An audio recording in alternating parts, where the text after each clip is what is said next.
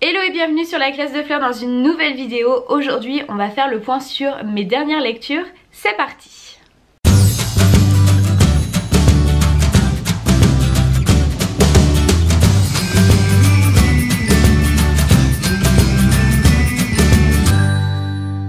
Cette fois-ci j'ai pas mal de choses à te présenter, de la littérature jeunesse, ado et adulte. Il y en a pour tous les goûts et on commence par la littérature jeunesse avec une très chouette découverte puisque j'ai lu La Société des pépés à adopter d'Émilie Chazeran et illustrée par Joël Drédemi et clairement je me suis laissée happer par le titre et la couverture. Lorsque je me promenais dans ma librairie, je l'ai trouvé beaucoup trop chouette et j'ai eu envie de le lire.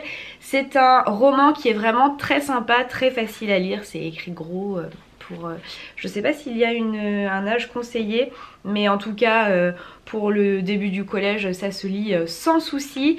Et ça raconte l'histoire de Sérieuse Dauphin, qui est une enfant pourri gâtée et exécrable. Ses parents passent absolument tous ses caprices puisqu'ils sont très souvent absents et ils essayent de compenser. Et un jour, lui prend la lubie d'adopter un pépé. Voilà, donc elle se rend dans la Société des pépés à adopter pour choisir son pépé. Et évidemment, s'ensuit toute une série d'aventures rocambolesques entre la petite fille et son pépé et aussi ses parents. C'est très drôle, c'est très bien écrit, ça se lit encore une fois très vite. Et c'est le livre que j'ai utilisé pour la vidéo des figures de style. Si jamais tu ne l'as pas vu, va la voir. Et voilà, lecture facile, l'essayer c'est l'adopter. Je me suis ensuite laissée tenter par La Mélancire qui est le roman d'Estelle Fitz qui est une youtubeuse lifestyle on va dire. J'avoue que j'étais très intriguée par ce livre puisqu'il s'agit d'un univers un peu fantastique qui se passe sous l'eau et j'adore en fait tout ce qui se passe sous l'eau, que ce soit les sirènes, les poissons etc. C'est un peu bizarre mais c'est comme ça. Donc du coup j'étais très enthousiaste à l'idée de lire ce livre qui raconte l'histoire d'Avry qui est une jeune fille qui vient de rompre avec un garçon qui s'appelle Nolan, je vérifie, et qui a le cœur brisé et qui se réfugie dans l'alcool et autres joyeusetés et qui en fait un soir se trouve au bord de la Seine et est complètement attirée dans l'eau par un monde parallèle qui regroupe ce qu'on appelle les Mélanciers. Mélange de mélancolie et de sirène. Donc en soi l'histoire est assez sympa mais j'avoue que j'ai pas été emballée par le style d'écriture. Alors encore une fois il s'agit d'un premier roman d'une personne qui n'est pas forcément auteur à la base, même si j'ai bien compris Estelle Fitz a écrit ce livre dans sa jeunesse et a toujours eu plus ou moins une vocation à être auteur. J'ai été un peu déçue, je me suis un peu ennuyée, j'ai trouvé que c'était long. Apparemment il y a une suite qui est en préparation mais voilà, je reste un peu sur ma faim. Je trouve que l'idée de l'histoire était bonne mais elle n'a pas forcément été tirée avec les bonnes ficelles donc voilà, je suis un peu en demi-demi sur ce livre là. Si tu l'as lu, n'hésite pas à me le dire dans les commentaires, comme ça on pourra échanger mais voilà. En revanche, le livre suivant est un gros coup de cœur. J'ai enfin lu ce livre qui a fait tant parler de lui. J'ai nommé Inséparable de Sarah Crossan. Alors il faut savoir que c'est une traduction qui a été faite par Clémentine Beauvais, qui est une auteure que j'aime bien par ailleurs, et qui est une très belle traduction. Ce qui n'était pas un pari facile puisque ce livre est écrit en vers. Alors évidemment, il n'y a pas les mêmes... elle l'explique très bien dans la préface d'ailleurs. Il n'a pas été possible de traduire les sonorités, les effets de rime exactement de la même façon que le texte original, mais je trouve que la traduction n'a vraiment rien perdu de l'authenticité du récit et de son charme. Je trouve que les romans en vers sont vraiment très agréables à lire et je te le conseille vraiment puisque c'est quand même quelque chose qui est assez méconnu.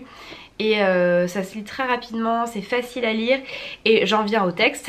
Ça raconte l'histoire de deux sœurs, Grace et Tippi, qui sont en fait des sœurs siamoises et forcément qui partagent une partie de leur corps.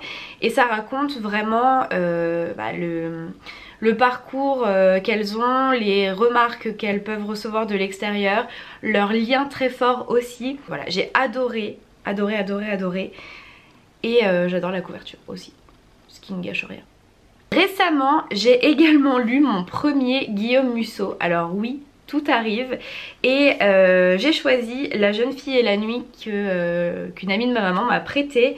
Et j'ai été très agréablement surprise. J'ai beaucoup aimé ce roman qui est un roman un peu policier, ce que je n'ai vraiment pas l'habitude de lire, qui raconte en fait les retrouvailles de 3 amis d'enfance qui s'appellent Fanny, Thomas et Maxime lors d'un regroupement d'anciens élèves et d'anciens profs de leur lycée, et se mêle à cette rencontre un peu particulière une histoire de disparition d'une jeune fille extrêmement belle et populaire qui s'appelle Vinca Rockwell, qui donc a disparu lorsque tout ce petit monde était au lycée.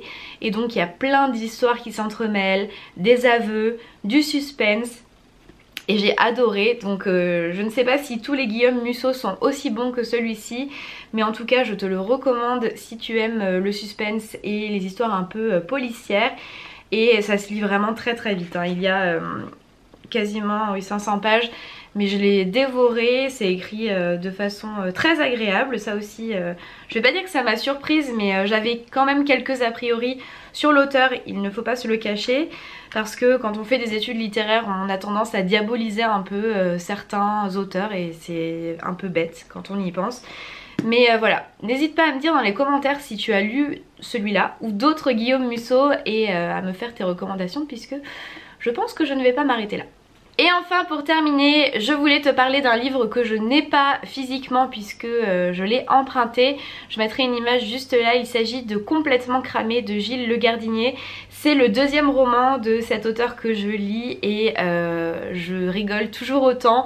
J'ai passé un excellent moment. Ça raconte l'histoire d'Andrew Blake, qui est un chef d'entreprise britannique, je crois, très haut placé, et qui en a complètement marre de son quotidien et décide de se faire passer pour un majordome en France. Évidemment, il va tomber sur une famille un peu particulière, composée d'une femme veuve et un peu triste, d'une femme de ménage un peu aigri, d'un homme d'entretien complètement bizarre, et tout ce petit mélange crée des situations assez locasses, et j'ai vraiment passé un très bon moment.